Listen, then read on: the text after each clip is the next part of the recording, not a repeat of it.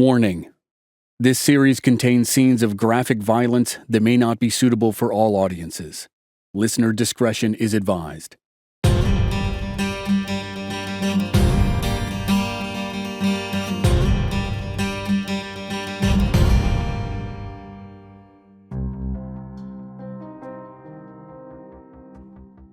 Deputy Sheriff William Romer cruised the rolling hills of Highway 87 on his way from Douglas, Wyoming to Casper, Wyoming. Gray skies blanketed the plains from horizon to horizon. It looked like it could start snowing at any moment, and the temperature was near freezing. It was a slow day in eastern Wyoming, crime-wise, slow enough that the deputy had taken a long lunch in Douglas and run some errands. Back in Casper, where he was headquartered, the only action was a scuffle at a diner and a few overserved oilmen in the drunk tank.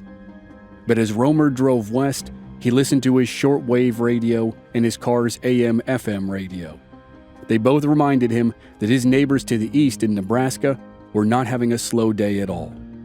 In fact, for the last few days, Lincoln, Nebraska had been madness. The authorities over there were dealing with terrified citizens who were on the verge of mass hysteria. It began when 3 bodies were discovered in the backyard of a house in a working-class neighborhood. It was a grisly scene.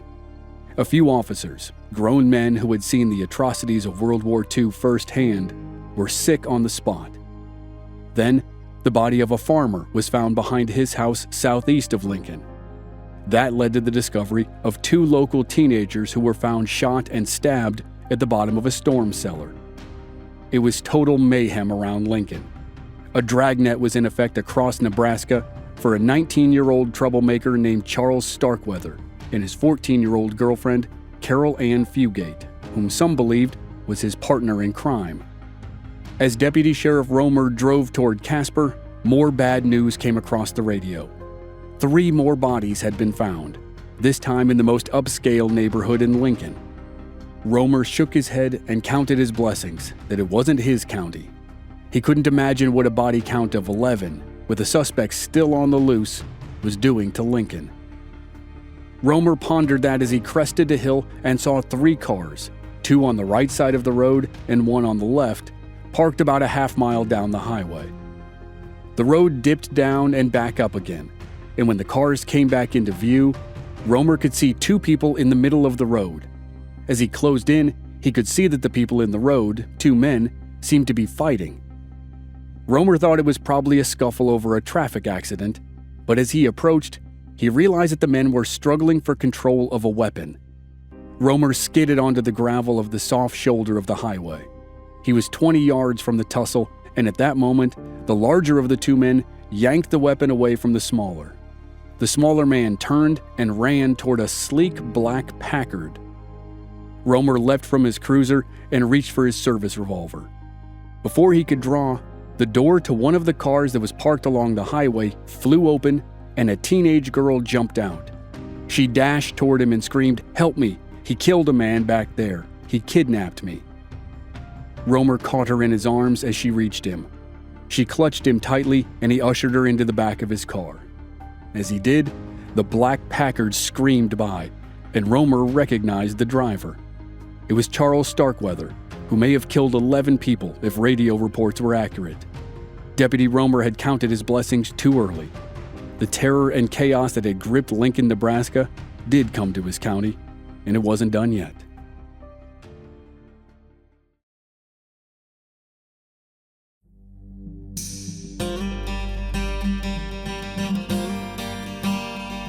From Black Barrel Media, this is Infamous America. I'm your host, Chris Wimmer, and this season we're telling the story of Charles Starkweather and Caril Ann Fugate and their bloody rampage through America's heartland. This is episode 1, The Wild One.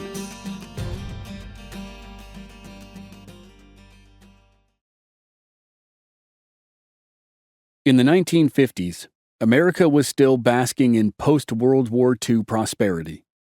Affluence abounded, new industries thrived, and the middle class exploded. With a population of just over 110,000, Lincoln, Nebraska was a perfect example of the new American dream.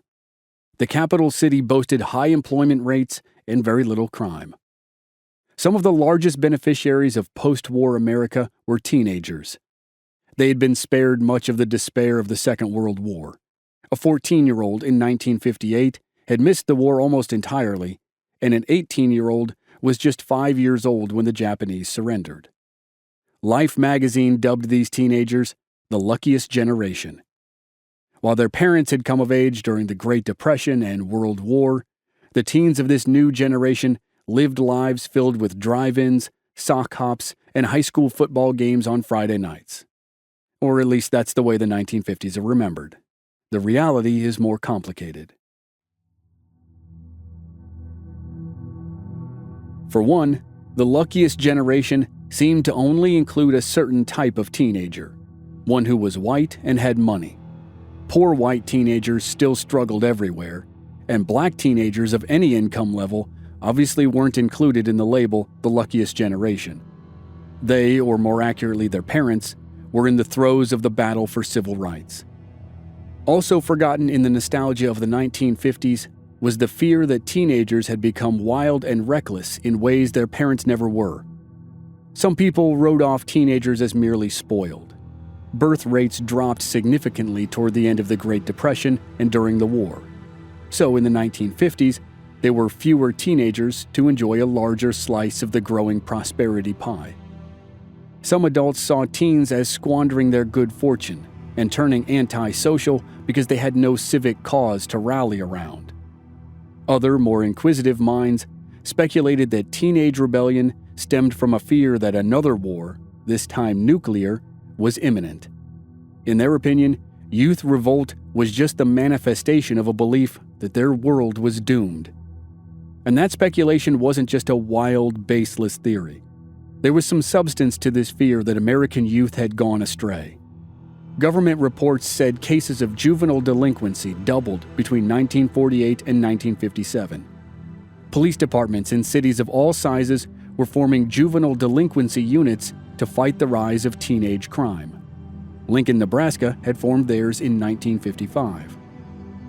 But a great deal of the scare came from where it often does, an establishment that was not ready to admit change, and the media's willingness to make money off people's fears. Movie after movie came out in the 1950s portraying teenagers as lawless and lost. Two of the most famous were Blackboard Jungle, starring Sidney Poitier and Glenn Ford, where Ford plays a new teacher at an inner-city school who comes face-to-face with the violence and rebellion of teenagers. The film company hailed it as the most startling picture in years. The other film that would become the standard-bearer of angry American youth was Rebel Without a Cause, starring James Dean. Dean plays high school student Jim Stark, who struggles to find his place in his new school. He has trouble making friends and is bullied by his classmates. There's violence and there's a tragedy. Fear of teenage rebellion was so prevalent that by the end of the 1950s, an opinion poll reported that curtailing juvenile delinquency was third on the list of most important tasks for the U.S. government. It trailed only building a national defense and striving for world peace. Being that concerned with rebellious teenagers might seem far-fetched by today's standards, but at the end of the 1950s, America had just experienced Charles Raymond Starkweather. Starkweather would grow up to be far worse than anything Hollywood dreamed up. Like James Dean's character, he was reckless and spiteful. But unlike the fictional Jim Stark, Charles Starkweather would become one of the 20th century's worst spree killers. Charles Starkweather was the third of 7 children, and from everything we know about his childhood, Charles, or Charlie as those close to him called him, was a loving, caring child. He was small for his size, and had a head full of bright red hair, and walked with a bow-legged gait, as if he had been riding a horse all day, every day since birth. He was happy to tag along wherever his 2 older brothers went, and he cherished hunting trips with his father. Though Charles struggled with poor eyesight, he was a good shot with a rifle. Charles also loved to draw and showed great promise as an artist, which was a talent that was unique in his family. His father, Guy Starkweather, worked odd jobs. He was a decent carpenter, but was limited due to debilitating arthritis that set in at a very young age. Whether it was genetic or could be attributed to poor working conditions, Guy was often too sick or too weak to provide for his family. Charles's mother, Helen, kept the family fed, clothed, and off the streets. She worked, often at night, at a local diner.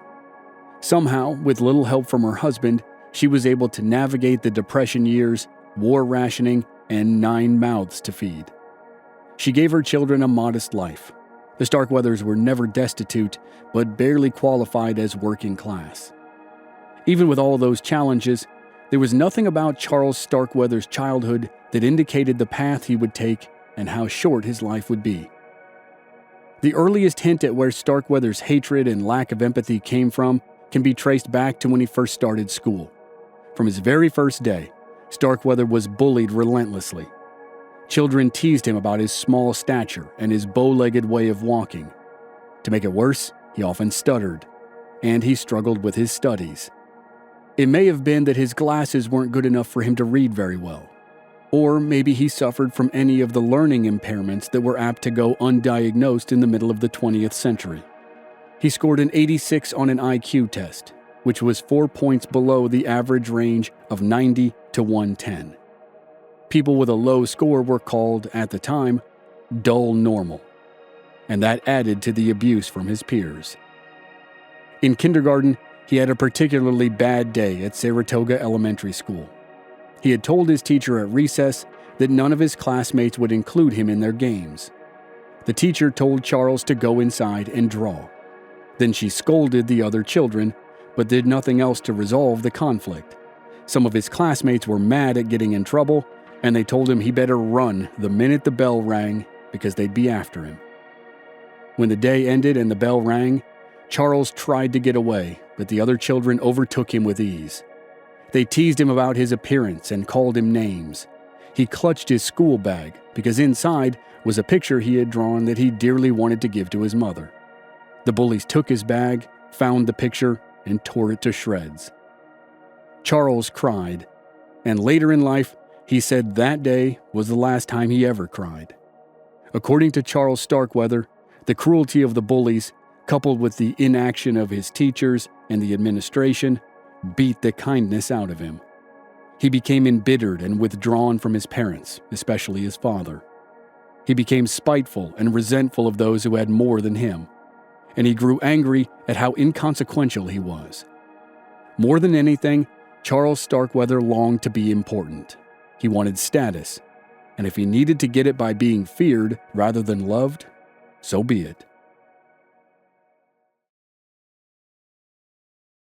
Charles was adamant that the hate he endured during his primary school years turned him into the man he became. By the time he reached 9th grade, Charles quit school and decided to redirect his anger back out into the world. He decided he would no longer be the victim. He became a fighter, anyone, anywhere. Charles didn't care if his opponent was older or bigger, and he certainly didn't concern himself with the outcome. He was fine with enduring punishment as long as he also got to dole it out.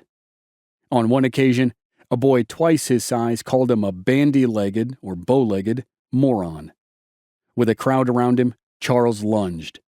The other boy had been ready for a few punches. He'd been ready to give or get a bloody nose.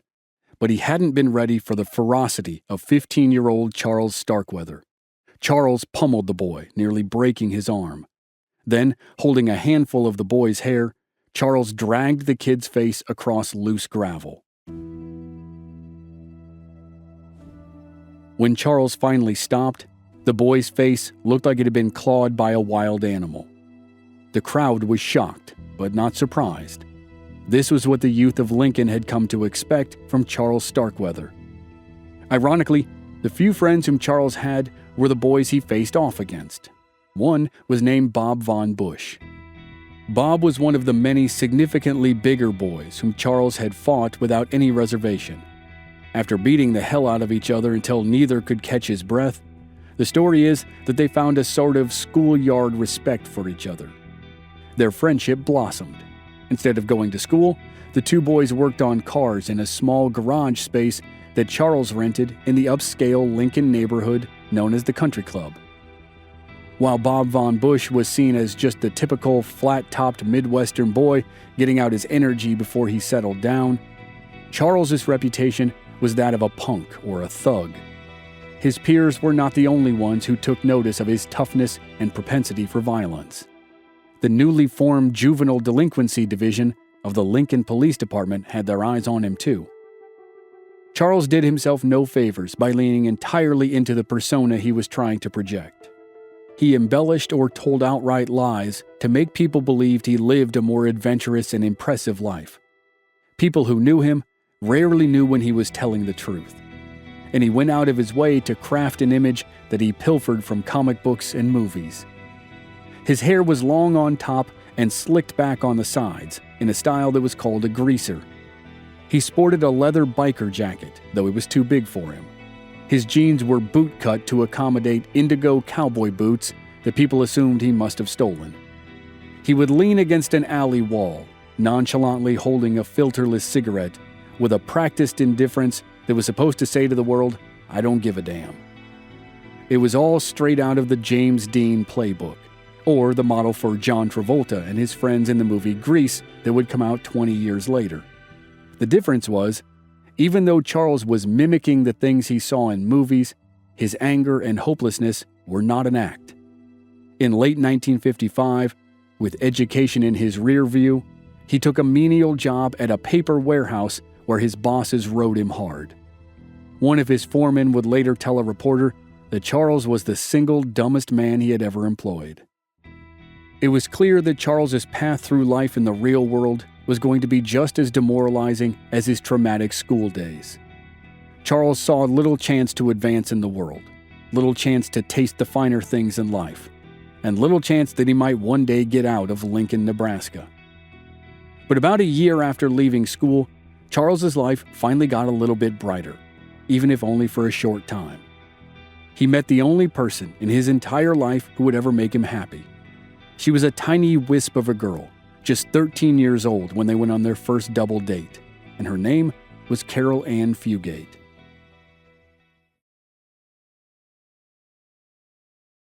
Velda Fugate knew she did right by her two daughters, Caril Ann and Barbara, when she divorced their father William. He was a world-class alcoholic who couldn't hold a job. His temper was something Velda knew about firsthand, and it had landed him in prison on assault charges more than once. There had been a variety of other arrests for a variety of other charges, such as voyeurism and contributing to the delinquency of a minor. When Velda met Marion Bartlett, she knew her daughters might not immediately warm to him.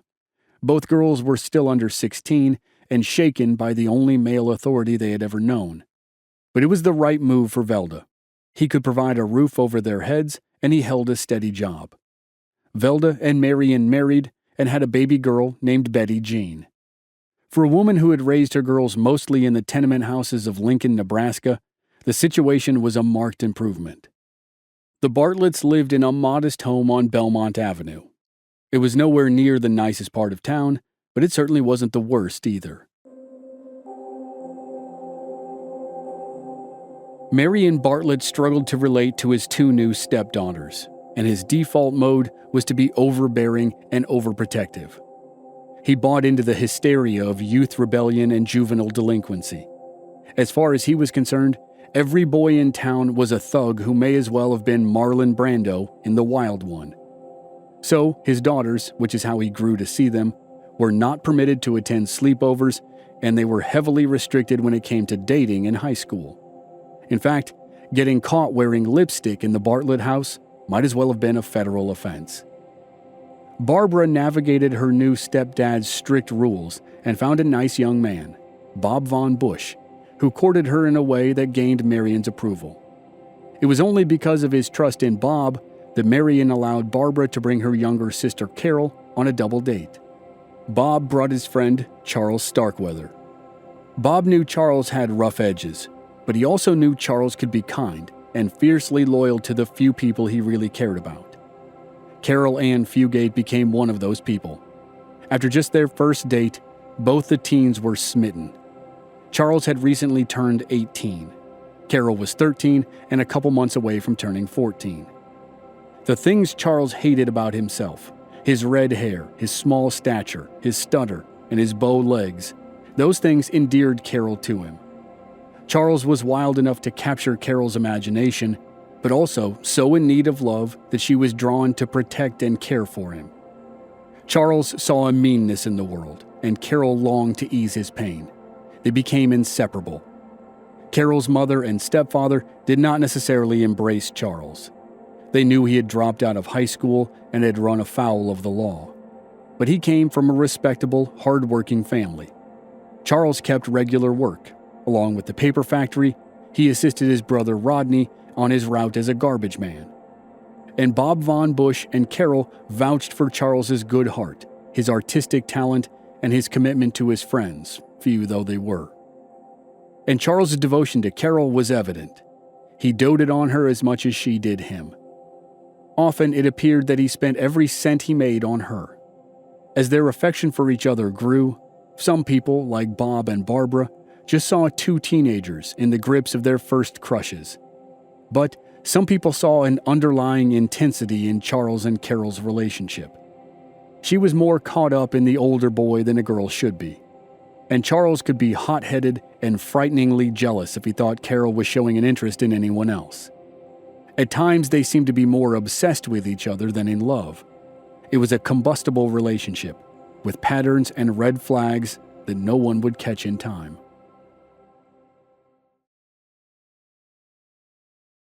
In the fall of 1957, Charles's fortunes took a turn for the worse. First, his increasingly tense relationship with his father reached a breaking point. The father and son had purchased a car together, and it had been badly damaged when Charles let Caril drive it. She was now 14 years old, but of course she didn't have a license. Guy Starkweather was fed up and threw his son out of the house. Then, Charles lost his job at the paper warehouse. Charles's inconsistency and inability to get along with his co-workers then cost him his job with his brother on the garbage route. He was now homeless and jobless. He was nearly destitute and had been abandoned by his family. The only thing he had left was Caril. But without a job or prospects, Charles was now unwelcome in Caril's home. Sometimes he was able to scratch together enough money to get a room in a run-down building. But most nights, he slept in his car. And that was how he came to know an employee who worked at the Crest service station on Highway 6, otherwise known as Cornhusker Highway. Many of the nights when Charles slept in his car, he parked it in the lot next to the Crest service station. He became friendly with the attendant who often worked the night shift. The guy was good about waking Charles up in the morning, or if a police car pulled in for gas. But on the night of November 30th, 1957, the regular attendant wasn't working. A new guy named Robert Colvert was on duty. Robert sat alone behind the counter, flipping through the Lincoln Journal-Star newspaper for the second time and listening to Buddy Holly and the Crickets on a transistor radio. It had been a slow night, especially for a Saturday. A trucker or two had stopped in. Now there were the kids from the college who bought some snacks and a quart of oil. They stood around and commiserated with Colvert about the University of Nebraska's football team, which had just finished its season with 1 win and 9 losses. Right around then, Colvert's only other customer walked in. It was the short, red-haired kid who walked funny. The regular attendant had told Colvert that he let the kid sleep in his car in the lot next door. The attendant said the kid was harmless. The kid bought cigarettes, Winston's, and then drove off. The college students left as well, and then Robert Colvert was alone again. At around 3 a.m., when the late shift's boredom was wearing him down, Colvert gave up on the newspaper and reached for the phone. He thought if he called home, maybe he could catch his pregnant wife. She had been sleeping less and less as the delivery date approached. But when he stood up, Colvert looked out the front windows. Over by the sign next to the street that advertised gas for 28 cents per gallon, there was an old Ford parked with the engine running. Colvert wasn't sure, but he thought it might be the red-haired kid. The car, with its headlights off, rolled closer to the front door of the service station. Colvert turned away for just an instant while he walked around the counter to get a better view. But in that instant, The driver was out of his car, through the front doors, and pointing a shotgun at Robert Colvert's face. The gunman wore a hunting cap, and his face was covered with a red bandana like an Old West outlaw. He tossed Colvert a bag and gave him the few instructions he needed. Colvert immediately emptied the money from the register into the bag. The gunman ushered Colvert back to the office and asked about the safe. Colvert told the robber that there was a safe, but he couldn't access it. The gunman was frustrated. He told Colvert to turn off the lights outside the station to make it look like the place was closed. Then he forced Colvert outside and into the Ford. They were taking a ride. Robert Colvert never talked to his wife again. His body was found the next day by the local police about 4 miles from the Crest service station. He had been shot twice at close range, once in the side and once in the back of the head, execution style. Mr. Colvert had the tragic distinction of being victim number 1 of Charles Starkweather. It would be another 2 months before there was another victim, but when the spree started, it happened with terrifying speed. And in 1958, America simply wasn't prepared for a killer who was armed to the teeth and seemingly had no motive.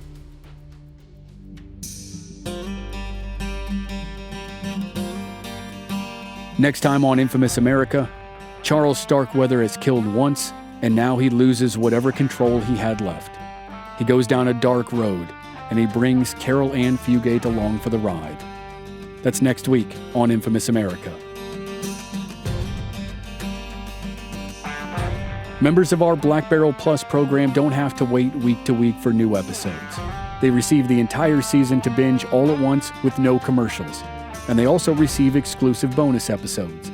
Sign up now through the link in the show notes or on our website, blackbarrelmedia.com. Memberships begin at just $5 per month. This series was researched and written by Jamie Lyko. Original music by Rob Valier.